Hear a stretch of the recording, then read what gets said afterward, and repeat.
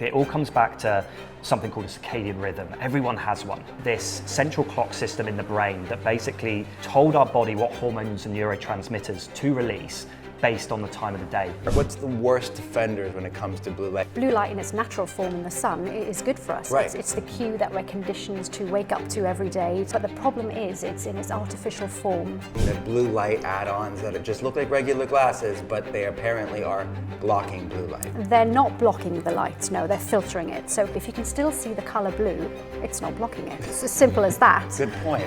What are the best ways to get red light therapy? With Bond Charge, we've infused both into the products. You get both at once. If someone has the full panel, how close do I have to be? This is the thing where it comes back to that irradiance, that power density. So Andy, Katie, welcome to the podcast. Thank you for having us. I love your country. It's amazing. Oh, lovely. I mean, this is your adopted country now. Do you consider yourselves more English Welsh or more Australian at this point? I still consider myself British, yeah. Yeah? I do. Sad to say, I've been here 14 years, but still, it's in the blood. It's in the blood. Yeah, we're stubborn, the Brits, so like, we like being British, but what a beautiful country, and what a place to be. You know, it's just full of wellness.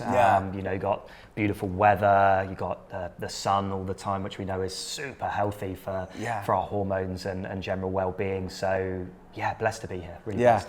So for people that are listening to this or watching this, we were recording this from Gold Coast in Australia. It's beautiful. It's my first time here. So you're from Dorset originally? Dorset, yeah. So that's the southern part of the United Kingdom. Yeah, and you're from Wales. What part of Wales? Swansea, on the south coast as well. Amazing. Well, so you've been here for 14 years. What brought you here? What was the impetus? It was actually my idea. I was looking for the weather. We were in sales jobs, early starts in the UK, that depressing morning, scraping ice off your car, and I thought there has to be a better life. So literally thought, well, where can we go? I don't speak any languages.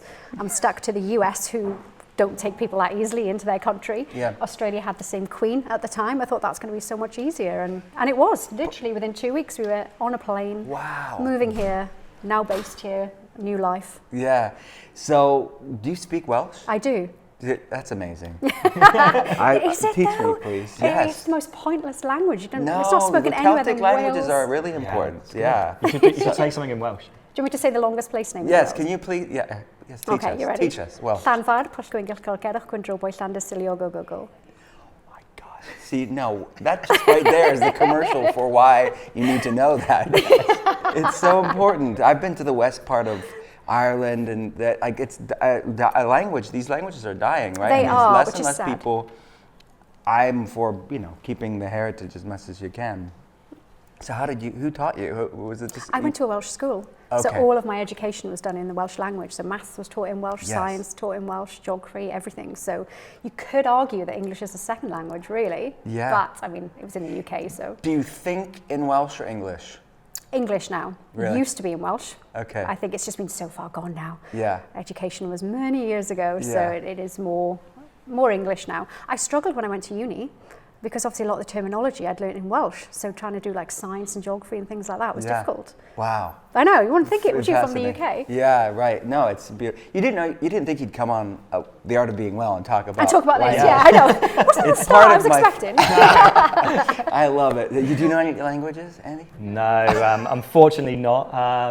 Just barely English. But He gets by. yeah, I get by, but yeah, no, I'd love to learn one. I started learning, I did languages in school. I did a bit of French, a bit of Spanish. I started to learn Italian a few months ago, so I'm trying to learn some more, but I'm not fluent in any. I can probably order Same a here. hamburger and that's about it. Yeah, I know the basics wherever I go, but that's about it. Okay, so what was the impetus behind Bond Charge? What was the early days, and how did you get into the wellness space? How would you get into it? Oh, it was probably back in late 2016, early 2017, when we were getting ready for our wedding. So as any bride and groom, they want to look their best.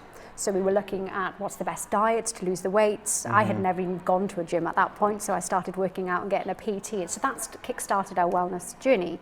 And we got into good shape, didn't we? Yeah. We lost quite a lot of weight through the keto diet. That's where it started, because you were doing a lot of research on what is the best diet, and keto kept coming up, didn't it? Yeah, I for was you? in. It was that long ago. It was maybe early 2012 I started to look at it, and it was all forums back then. So I was in there with like the Sean Bakers of this world, Lewis Villaseñor, Rob Wolves and stuff, and we were all like going like, what's the best diet? And it was all keto back then, and that's what really, like the traditional dieting had really failed us. So we were like trying to cut calories and exercise more, and we just weren't losing weight, and we were just getting sick all the time. I had like kidney stones at 25, it was terrible.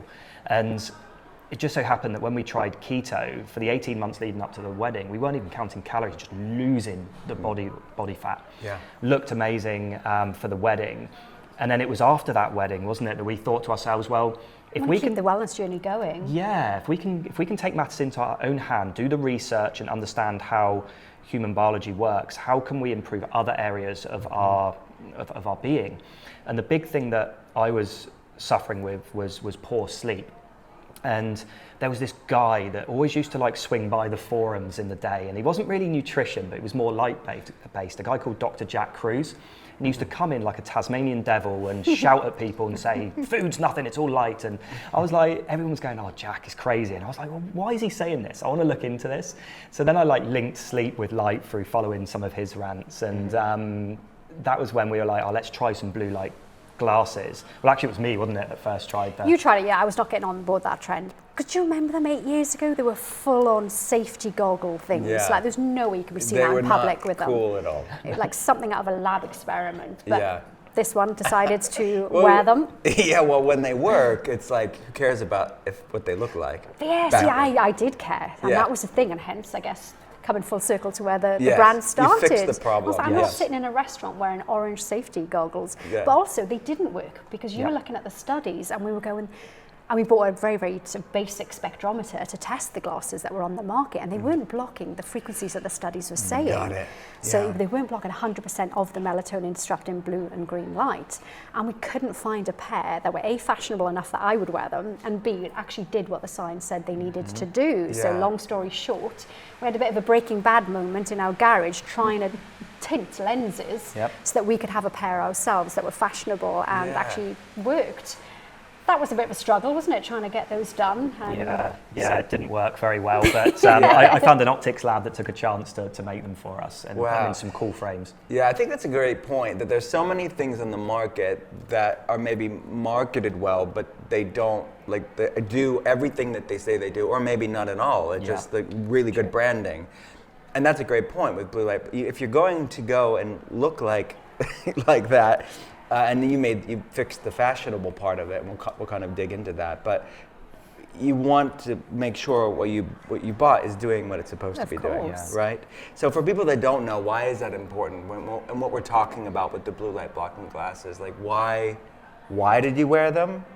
And what did you need them to do that they weren't doing? Yeah, great question. I think it all comes back to something called a circadian rhythm. Everyone has one, okay?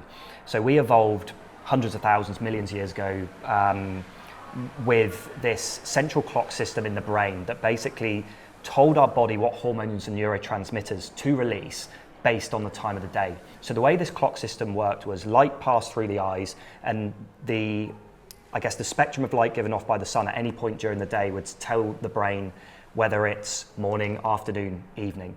So in the morning, what would happen is, ancestrally, we would have got up, and the first light we would have seen would have been the rising sun. That would have triggered dopamine, serotonin, and cortisol to be stimulated. You get that cortisol awakening response, which jumpstarts us into the day. It would have produced serotonin, which later is used in the evening to mix with tryptophan to make melatonin to help with getting us to sleep.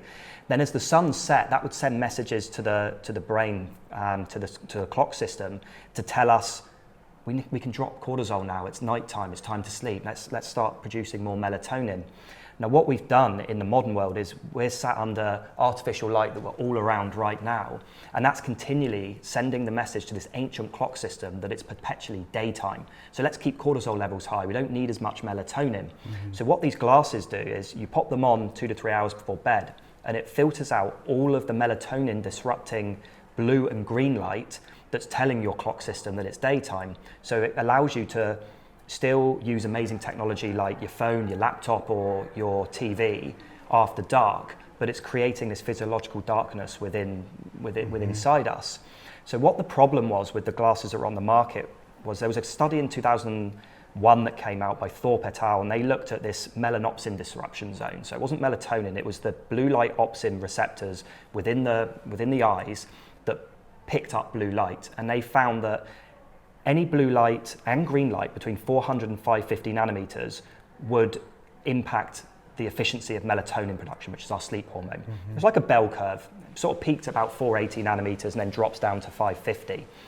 So what the glasses that were on the market were doing is they were targeting only blue light up to 500, which is like 80% of the problem. But the other 20%, you're still letting that light through, and that's still triggering this reaction with the melanopsin receptors, which is making our melatonin production suboptimal. So in biohacking, we're all about 100% optimization. We want to get as close to the needle as we can in terms of optimization.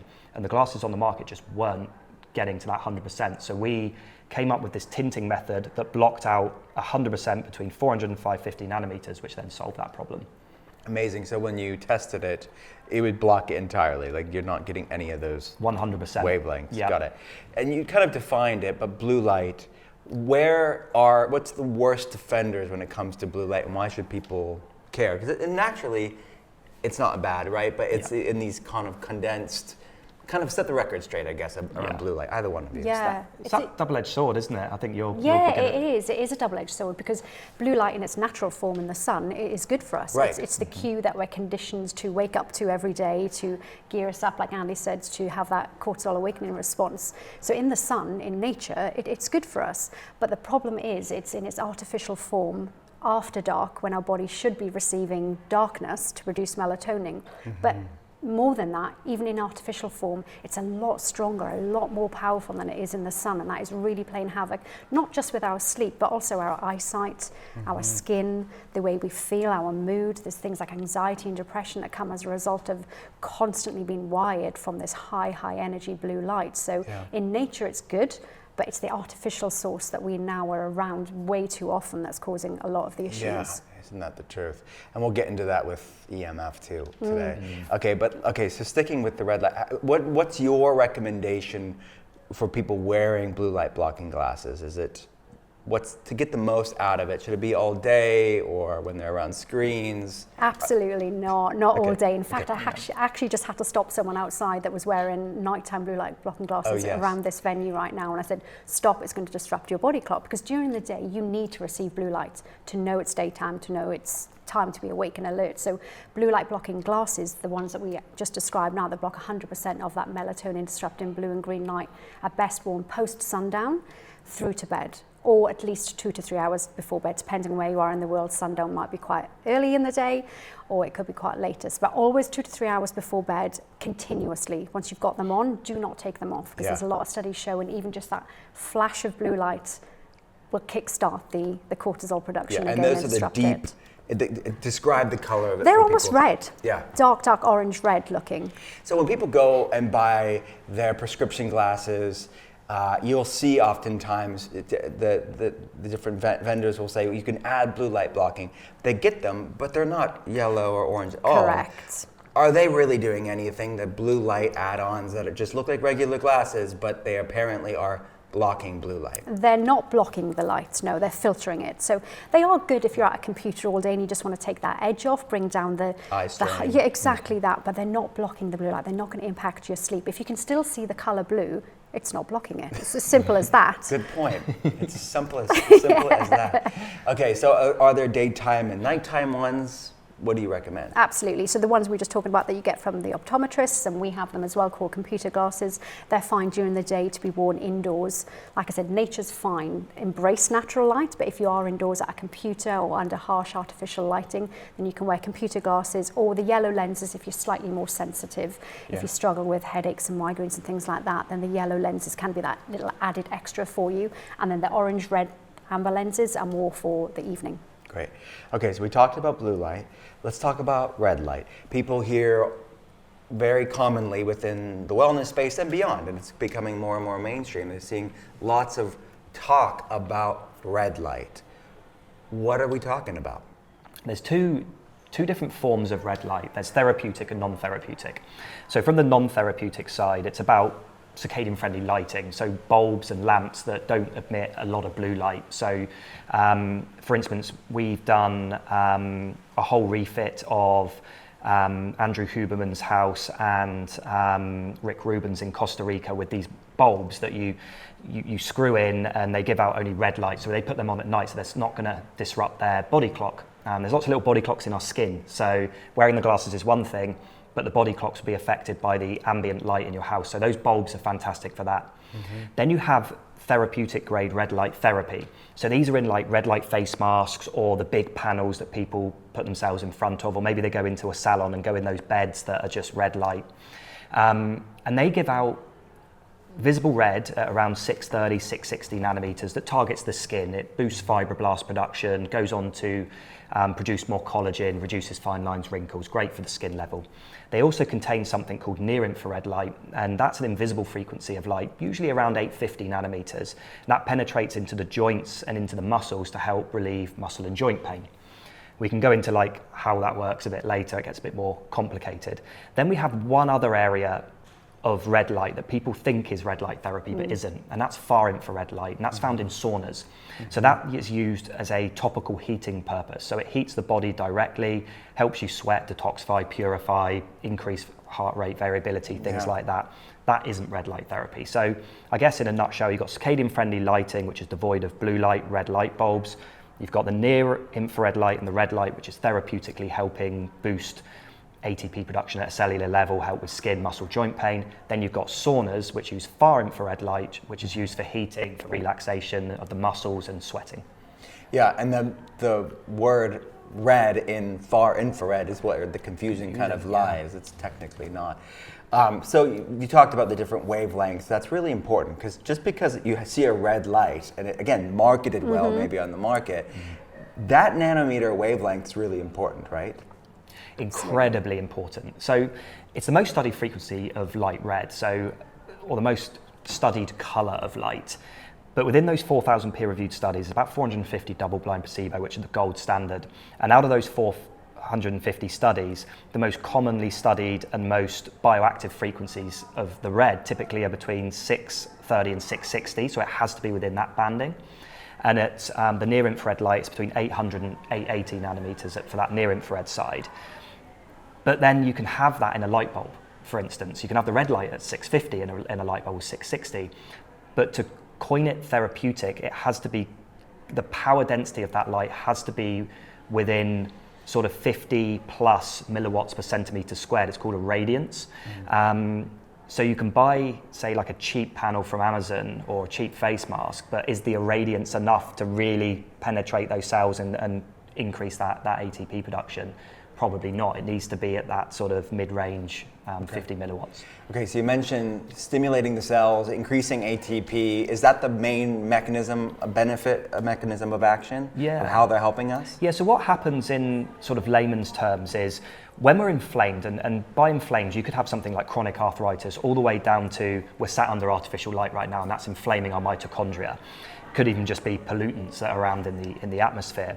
What happens is during the electron chain transport phase, there's an increase of nitric oxide to help with that inflammation, typically at the fourth phase, where there's something called cytochrome C oxidase, which then produces adenosine triphosphate, the ATP. Now, what happens is when the nitric oxide is high within that electron chain transport, it takes away oxygen, and we need that oxygen to produce ATP more efficiently. What those therapeutic wavelengths of red and near-infrared light typically do is they're freeing up more oxygen for cytochrome C oxidase to start creating more energy more efficiently. So when a cell can become more energy efficient, produce it more efficiently, produce more of it, it can do what it is supposed to do. So for instance, if we talk about 660, 630 nanometer red light, that stimulates more energy production in the fibroblasts, which are then the precursor cell for the collagen production, so you start to get more collagen. If you shine it on the near-infrared light on your bones because you've got some sort of bone condition, that's going to start stimulating osteoblasts, and then you're going to start to see more bone repair. So it basically comes down to an energy inefficiency issue in our bodies, and what red light does is it makes us more energy efficient at that mitochondrial level. So throughout, if we're talking about man-made versus, nature. Where would humans, why is red light so important today? Because we're exposed to so much blue light, right? But where would humans get the most red light throughout human history before the amazing technology we have today? Yeah, again, they would have got it from the sun. And it's just something that we're so detached from now, particularly in that sort of golden hour or the sunrise, sunset, the peak red glow, orange glow that you get. That's when the time is in nature that you'll be getting red light therapy, historically or ancestrally, but we're so removed from that now that very few people are able to spend time outdoors at sunrise or sunset because they're getting ready for work, or they're still at work, or they're cooking dinner, or they're doing their gym class, whatever it might be. They don't get it consistently. Therefore, biohacking tools are that bridge back to nature that we've strayed away from. It's decreasing that epigenetic-genetic mismatch, right? Yes. It's because we have amazing technology where if we do have a desk job or are inside a lot, or maybe we live in a cloudy area, right? We don't live, like me, I'm speaking to myself. I basically have the climate that you left. Yes. Is where I live. Okay, so what are the best ways to get red light therapy? I see all the different gadgets online. What are your favorites? The favourites, it depends what you're looking to target. Like Andy said, the different frequencies target different things, whether it's more recovery, cellular energy, or if you're more into your appearance or skin. With Bond Charge, we've infused both into the products. You get both at once. If you want to do your whole body, you're better off just going for a big panel or something that does your whole body. You've got it all done in one. If you're time poor, habit stack it with something else that you do. And a lot of people like to work out in front of a red light therapy panel, or stretch, or do yoga, or meditate, or breath work, wherever it might be. It's the easiest way to integrate it into your daily life. We're all very time poor. We all have a lot of things that we're running day to day. So attaching it to something you already do means it doesn't need its own moment in your day. But equally, there is a growing space within the wearables within red light therapy. So the red light face masks, for example, they're great because you can literally go about your routine if you want to cook dinner and be a bit more mobile with it. So we have a big customer base that prefer to lean into red light therapy. That way they can take care of their children, cook dinner, or even watch TV, read a book whilst they're doing their red light therapy session. The key with red light therapy is the benefits and the results come from consistency. You don't see the results after one session. It needs to be something you do 2-3 times a week. So you need to think of which product or practice you're realistically going to stick to on an ongoing basis. So it's more about what you're really going to continue with more than the product itself. Yeah, and to be clear, I recommend your products to all our telehealth patients. So going back to the blue light blocking glasses for sure. These you have. I say I guess for the blue light, this is an important part. Is ideally, I would like you to just not keep the screens on, right? Absolutely. Right? But if you're not going to do that, then be consistent with it. But even if not, especially because I'm traveling time zones, when I'm consistent with the blue light blocking glasses, it resets my circadian rhythm no matter where I'm at in the world. So that jet lag's not really a thing when you have these tools we're talking about, that your body knows, okay, this is night, this is day, that sleep-wake cycle clock is reset pretty easily. Absolutely. I always say it, nothing replaces nature. In an ideal world, if you want to be an optimal human being, you need to live in a cave, in a field, detached from EMFs, anything fake or man-made. That is the way. But the reality is we don't live like that now. Nor do we want to. Technology is great. It does fuel the world. It allows us to connect globally. Record this podcast right now is done with technology. Yes, it's a blessing. It is. And that's why we can have a both and, not either or. We don't have to live in a yurt on some Amish commune. Yeah, absolutely. There is such a thing. They wouldn't want me. But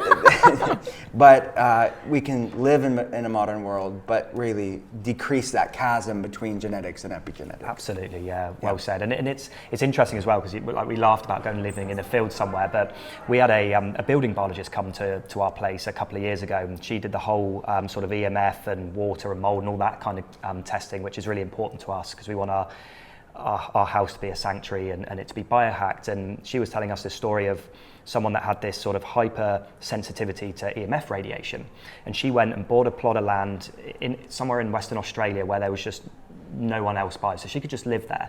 And she was saying within 18 months a 5G tower went up literally a couple of kilometers away from her. You just can't escape it. You can't escape. No. It's so true. Yeah, off the grid is becoming increasingly difficult, or even semi off the grid. Okay, so going back to the red light, you mentioned a few times a week. Yes. How long You said 3 days a week. 3 days a week. So how long is a session? 15, 20 minutes is a good time. There's been a lot of studies that show that how the cells are responding within 15 minutes. So I wouldn't go too much longer than 30 minutes. There's no benefit really. It's one of those practices where just because you're doing longer doesn't mean you're increasing the dose. Once you've got your dose, you've got your dose. Yes, because like you said, humanity would have got that through that morning time. Exactly. We don't need it all day long. Exactly that, precisely that. So yeah, 15, 20 minutes a few times a week is enough from an artificial source. I would caveat that. I think if you can get out in front of natural light, sunrise and sunset daily, that is hugely beneficial. This is just a practice if you can't to bring it into your home. So there's the face masks, that's more for the beauty standpoint, right? Which I've seen telehealth patients, I mean, they notice such a difference when they're consistent with this. Yes. I mean, what do people report from a beauty skin rejuvenation standpoint with red light therapy? Reduced redness, that's quite a big thing. A lot of people do struggle with redness, and red light therapy in the face mask form can assist with that. Reducing the appearance of fine lines and wrinkles. Andy talked about it earlier with the collagen production. But anything from reducing the appearance of scars, tone, texture. The interesting thing about red light therapy in a face mask is, because you might think, well, why have we got near-infrared in it if it's the red frequency that targets the skin? The near-infrared is actually the powerful one that's helping reduce the appearance of fine lines and wrinkles because it's relaxing the muscle. Near-infrared penetrates right the way through to that muscle layer and allows it to relax. And if you're relaxing the muscle, the skin that's attached to it is also going to smooth out. So then you'll have less fine lines and wrinkles and less crepiness. And a lot of people don't associate that with red light therapy. They're thinking of just the visible color reds targeting the surface level appearance through to the dermis layer. But if you can target the muscle as well with near-infrared, that's really going to relax the face. It helps with tension too. A lot of people struggle with jaw tension at the end of the day. So it can double up as not just a beauty product, but also something that can aid therapeutically with some people too. Yeah, migraines and headaches and things like that. Of course. Okay, so the face mask is kind of easy because it's on the face. You know, you can't get closer than that. But if someone has the full panel, this is the question that I get: how close do I have to be? Yeah, this is the thing where it comes back to that irradiance, that power density. So we measure our irradiance at around about 6 inches. So you want to be maybe about that far from the panel ideally. So you want to be really close to it. The further you go away from it, the less effective it's going to be because the irradiance will start to reduce, the power will be less. So you couldn't have a red light panel, say, attached to the wall over there and sit here, it just wouldn't do anything. Whereas every inch you're going back, you're going to have longer in front of that panel until there's a certain point where it drops below 50 milliwatts per centimetre squared, where it becomes non-therapeutic.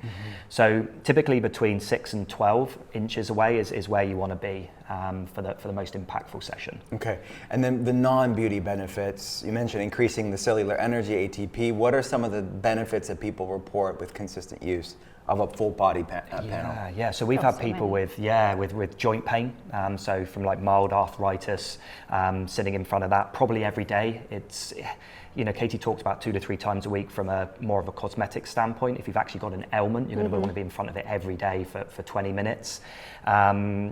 You know, people from working out, like there's been a lot of studies, the peer-reviewed ones that we mentioned earlier, that have looked at delayed onset muscle soreness after working out, getting people back in the gym quicker if you're sort of bodybuilding or strength training. But there was one really interesting study that looked at weight loss when it came to red light therapy. They took 28 people, they ran them on a treadmill uphill for, I think it was 20 minutes a session. They did this over 12 weeks. They took one group, sat them on a sofa after they did their session, took the other group and sat them in front of a red light panel. And there was a statistically significant amount more weight loss for the group that used red light therapy after their exercise, which was really interesting. So it's not just those therapeutic benefits, it's also, if you want to look at it from a weight management perspective, you can also integrate red light therapy as well. I also think the really interesting one that I read recently was the effects it has on lymphatic drainage. You know, that's an issue a lot of us struggle with the diets that we eat now. The water quality is not great. Everything becomes quite stagnant as we age as well. It becomes quite stagnant in our body, and lymphatic drainage is our waste disposal system, and red light therapy allows the vessels to contract more rhythmically, which means it pushes out more waste. So it's not just a vanity tool or even sometimes a recovery tool, it's actually a daily function that needs to operate more optimally within the body. We talked about how there's man-made blue light and then there's nature's blue light, and this sort of concentration with man-made blue light, and that it's people's phone screens, television, that's really impacting our health in many different ways. Same too with EMFs, right? EMFs it's a term that we use as like a pejorative because we're typically talking about man-made EMF as being negative. Can you distinguish for everybody the difference between man-made EMF and then they may have never even heard of sort of a nature EMF or a God-made EMF? Yeah. Do you want this one? You're like, who's going to take it? Yeah, it's a good question. That's why we're like scrabbling, fighting over to take it. Go on, you do this one. Look, in nature, everyone's probably most familiar with grounding. You know, where you take your shoes and socks off, you connect with the earth, and you're receiving the earth's magnetic field, the Schumann resonance, and that's been shown in countless studies to aid with reduction of inflammation and things. These are the earth's natural EMFs. You know, they're what birds use to fly and navigate with, the electromagnetic system that operates globally. What we've done as humans is bring it in artificial form with the likes of 4G and 5G and Wi-Fi's and Bluetooths and all of these different technologies that don't exist in nature, which oscillate at far, far higher frequency or faster spin than what EMFs do naturally in the earth. And the body always likes to conserve energy, so it will mimic the energy it's around. You probably experience it in a room if it's in a very stressful environment. You start to feel a bit pent up and stressed yourself, and that's because your body will always fall in tune with the energy it's receiving. Yeah. In nature, that's beneficial frequencies like grounding, like we said, but in the artificial world with these man-made products that we've created, your cells start to oscillate at a far, far faster frequency to mimic the 4G, 5G, Bluetooth, whatever it is that you're exposed to, which ultimately is increasing or accelerating aging within the body, and it is causing things like anxiety and depression and poor sleep, insomnia, a whole host of diseases because your body is mimicking that frequency that it isn't conditioned or designed to do ancestrally. Yeah. Do you have any recommendations for people to minimize man-made polarized EMF exposure throughout the day? There's a few things you can do, isn't there? I mean, I would always say, and I'm sorry, I'm nicking your time here. You can see he wants to jump in because he's got his, yeah, I know, he's like, let me. I think, it's hard to limit it completely, particularly during the day because you're probably in an office job where you have to be on Bluetooth or Wi-Fi. If you can't reduce it significantly during the day, certainly address it when you're sleeping because that's when your body goes into repair and restore mode, so please address it during sleep time. The things you can do is turn your Wi-Fi router off when you're asleep, put your phone on airplane mode, simple hacks, or best still not have it in the room with you. They're hacks that at least will mitigate a bit of it in that space where you're sleeping, that core rest and restore space. Double it down with obviously circadian friendly lighting as well. That'll go 10 times the pace at optimizing your sleep and your recovery than leaving them there. And I know you'll have things that you want to... Yeah, you've got to be careful with how you, I guess, biohack EMF. A lot of biohackers take it really seriously, and they will use like EMF protection paint on their walls. They'll sleep under a Faraday cage and things like that. But you've got to be very careful because if you bring any EMF inside that Faraday cage, you're ultimately going to be sat inside a microwave with 4G, 5G Wi-Fi just bounding around all over the place. Yeah. So you've got to be very, very careful with that. I think you've got to look at other protocols like, mention the Wi-Fi, turning it off when you sleep. During the day, be wired. That's a lot safer than having the Wi-Fi around you. But, at the end of the day, when you've been in front of a lot of Wi-Fi and around it, or 5G, it's everywhere now, is you've got to get out and connect to natural resonances from the earth. So this is where grounding comes in, and it's really, really important because getting outside barefoot on the grass, getting that 7.8 hertz through the body is very anti-inflammatory and will offset a lot of the negative impacts that have happened during the day when you've been around the Wi-Fi and the Bluetooth. Yeah. Swimming in a saltwater pool or in the ocean is also a fantastic way to sort of reduce down that impact that the non-ionizing radiation that's had on our body during the day. So is it something with the sodium chloride itself, the salt itself, that's doing something it's just, mechanistically? Yeah, it's just high. It makes the Schumann resonance more. It gets it into your body more efficiently because it can help conduct the electromagnetic frequency better because of the sodium. Yeah, because of the electrolytes in the water. Yeah, and I would say like anything, right? Any nature, right? Even if it's a freshwater pond, not that I'm jumping in a freshwater pond, but if someone has access to that, I've never done it. Like I've done it, but I don't do it on a regular basis for EMF mitigation. But it's not a bad idea, right? If you I have this one measly tree at my telehealth center, which is in an urban setting. I live in the country, thank the Lord, but I would go mad if I didn't. But in an urban area, I have this one tree and this tiny little grass, and that's all that I have. So people that live in an urban setting, you don't need a big forest to see some benefits with just that. I mean, I've seen studies where even pictures of nature. Yeah. Not that I would advise, I really would go for the real thing, but that just shows you how powerful nature as medicine is, right? It doesn't have to be perfect for you to start really tapping into what your body recognizes, right? 100%. You just need that patch of grass or sand that you can stand on, big enough for your 2 feet to be placed on it, and you'll receive the benefits, right? Yeah, and if you don't have access to that, or from a time standpoint, something that I have in the telehealth center is just when I'm consulting patients online is a PEMF mat. Yes. So can you talk about that? That is a way to really tap into this without being outside all the time. Yeah, it's one of my favorite products actually. It is me too. Probably the one that people have the most fascination with, because it's not something you physically see the frequencies. Like red light therapy, you can see the color red and they can interact with it and they can understand when we talk about what the different frequencies are, they can see it, whereas PEMF mats are dialing into certain frequencies to induce a certain condition or state of being in the body, but you don't see it and you don't physically feel it as such. It's not like a pulse or a vibration. They typically come in mat form or body wrap form, and what they do is you dial into a certain frequency to get your body to mimic that frequency. Like I said earlier, your body is always looking at ways to conserve energy, so it will always dial into the frequency of the energy it's receiving. So, for example, typically in the PEMF mats you have 4 core frequencies you can choose from: delta waves, alpha waves, beta waves, and theta waves, and they all do a different thing for the body. So for example, delta waves, that's what your brain produces when you're in deep sleep. So if you're looking to fall asleep or optimize your sleep, spending time on a PEMF mat whilst you're taking a nap, or at least before bed, will allow your body to receive delta waves and fall into that frequency itself to basically induce sleep and optimize your sleep. Mm-hmm. On the flip side, if you're looking to ground more and you can't get outside, like we've said, maybe you're in a high-rise flat and it's raining and you simply don't want to go outdoors, then you can dial into the Schumann resonance grounding elements and then just lay on it or sit on it, so you can get the effects of what you would get in nature by standing barefoot on the ground on a PEMF mat as well. Or dial into alpha waves or beta waves if you want to increase meditative focus or increase productivity, focus, mental clarity, whatever condition it is you want to bring about, a PEMF mat will aid with that. And typically they're heavily adorned with a lot of semi-precious gemstones and crystals because they amplify the effect of the PEMF as well. Yeah, they're conduits, right? Yes. Conduits. Because when you talk about crystals, people are like, okay, now what? Yeah. What? They think it goes a bit woo-woo, but it's not.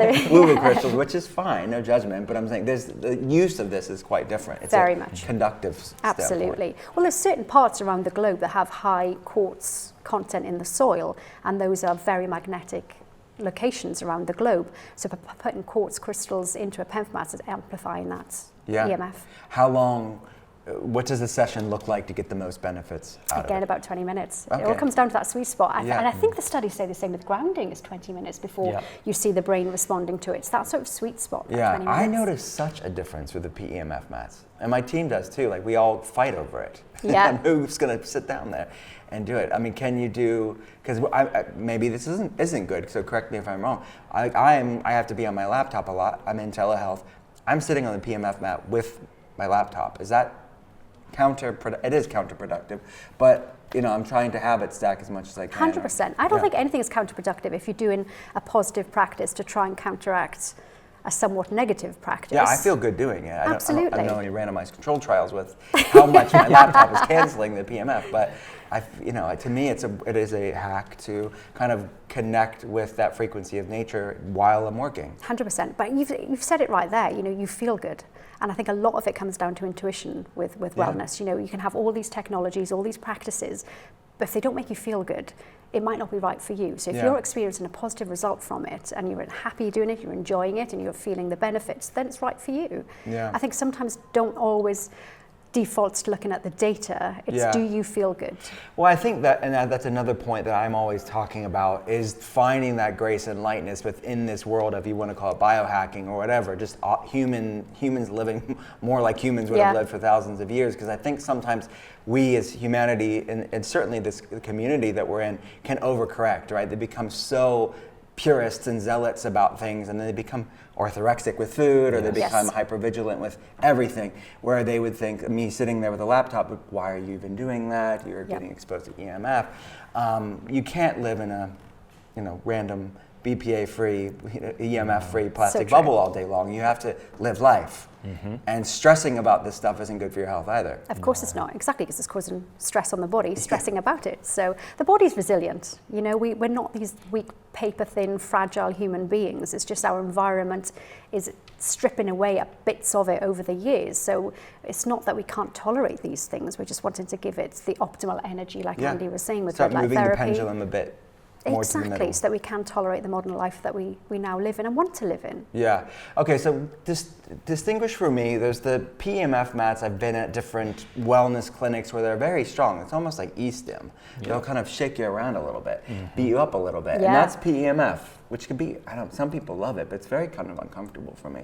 But that's different than what we're talking about here. Can you talk about the differences between the PEMF technology that's out there? Yeah, absolutely. You got to, again, it comes down to the sort of non-therapeutic and the therapeutic. So the PEMF that we were talking about, or Katie was talking about just then, is for wellness benefits. We're looking at changing, I guess, the frequency of cellular oscillation within the brain and the body and ultimately the cells. So the delta waves, the theta, the alpha, the beta. When you look at these therapeutic PEMF machines, and the studies have been amazing. NASA have been using these for years, and there's been some incredible work that's showing that when you start to pulse very strong hertz frequencies into the body, you can actually start healing fractures in record time. And these are the medical grade PEMF mats. Like, our PEMF mats won't be doing this. You have to go to a clinic for these. Now, what happens is when you have a fracture or break of a bone, the electromagnetic fields between the two that are meant to be speaking to each other to able to fuse the bone, they're disconnected, so it takes a while for that connection to reform. But what has happened in studies with osteoblasts are that when you start to pulse strong medical grade PEMF onto both sides of the fracture, it stimulates that connection, that communication pathway between the bones, and you're seeing rapid healing of breaks and fractures. So that's typically how it's used in the medical setting. As you know, the podcast is called The Art of Being Well. At the end, we have your Art of Being Well. So you both give me your hot take. First question is, what is the worst tasting healthy food that you do for the health benefits, not for the taste? Oh, for me, it's probably the little sachets of the vitamin C that I like to take. I think they're like, I won't say the brand just in case they kill me. But you like taste them and they're just, but they're so good like for me. Super sour, or what's the taste just really sour. Yeah, but I just get it down and I feel great afterwards. Good. How about you? Oh, the worst thing was probably when I had a phase where I was trying to heal my gut and I had to take Allium tablets. Oh my word, and I can't swallow tablets very easy, so I have to crush them in my teeth to be able to swallow them. Oh my gosh, that sounds Allium horrible. is just, it's awful. That sounds horrible. What do you take supplements, speaking of that? And if so, what are two, for each of you, lesser known supplements that people should know about? Yeah, for me, astaxanthin. It's great for my eye health, skin health, and I also find that it really helps me not burn in the sun. If I take it for a long period, I feel like it's almost like a natural sunscreen. Yeah, it is. Unbelievable. The other one for me was probably, or still is, magnesium glycinate. Not magnesium just in its sort of magnesium form, but that sort of glycine element into it as well has really helped with my sleep quality. Very cool. I'm actually not taking anything right now. Really? I want a bit of a cleanse. Yeah, I'm trying to. You're just consuming light. Yes. Exactly. Yeah, Light absolutely. frequencies. Yeah, I'm one of those odd people that tries to find an alternative to supplements. That's it. Food is first. Yeah. You can't, as we always say, you can't supplement your way out of a poor diet, right? Where's somewhere you haven't been in the world, travel-wise, that's on your bucket list? Canada. Canada? Yeah, I'd love to go there. Just for the wilderness, the sort of disconnected nature of it. I'd love to go there. I think that would be awesome. Which province? Probably Probably British Columbia, that sort of area. Yeah. Beautiful. Yeah. How about you? I'd probably say Turkey. Really? I've not seen the east, west. Yeah, so, Istanbul. Yeah. Beautiful. Where's somewhere that you have been that should be on other people's bucket lists? Oh, we're both going to fight for the same one Ibiza. here. Yeah, Ibiza. Really? Have you been? No, but I know it's like an Oh, English. my word, like the energy you feel place. there. So spiritual in the Insane. hinterlands. Really? Because I think of it as The party. the parties, Does, the yeah. clubs, the EDM.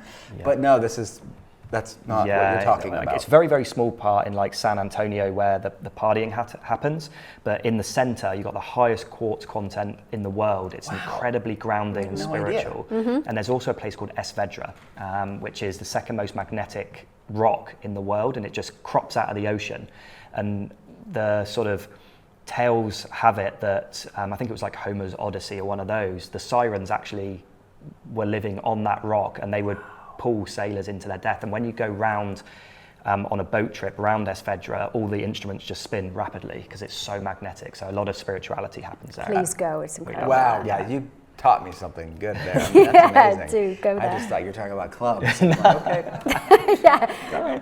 Wellness by day. Yeah, party at night. What's your favorite wellness trend right now that we haven't talked about? Like, what's something that you think people should turn on to? Sound. I think there's something happening around sound, and I think that's going to be the next movement. I've been saying it to Andy and my team. Yeah, I think there's a lot of studies starting to happen now about how it's literally changing cells. Yeah. Literally changing it through sound. Yeah. How about you, Andy? Yeah, I think probably two, both relating to, I guess, adding elements to ourselves, hyperbaric oxygen, but also hydrogen water as well. I think there's a lot more studies needed on the hydrogen water side, and whether, actually taking it, like how quickly you need to take it before it sort of effervesces into the environment, but definitely hyperbaric oxygen. I think that's been great for myself. I've really enjoyed that, and it's been something that needs to get down to that at-home wellness level pretty quickly. Yeah, agreed. What's the weirdest, most out-of-the-box thing you've done for wellness that you're willing to admit in front of these lovely people here and on a podcast? Oh, I guess for me, probably microdosing psilocybin. LSD as well has been fundamental to my output, my thought process, my creativity. Great. Katie? I don't know if it's weird, it's probably a bit more gross to share, but I had to have an enema to heal my guts. So if we can talk about poop during an episode, we haven't done an episode. So thank you for letting us, putting that in. I'll share that. Should I have shared that? Yes. There's no going back now. No, I don't. Where do people go to learn more about what you're doing at Boncharge? You can find us on boncharge.com online, and if you want to connect with us socially, it's boncharge_. Thank you both for coming on. Thanks, Thank Will. you. Appreciate it. Thank you, guys. Appreciate it. Awesome. Thanks, guys.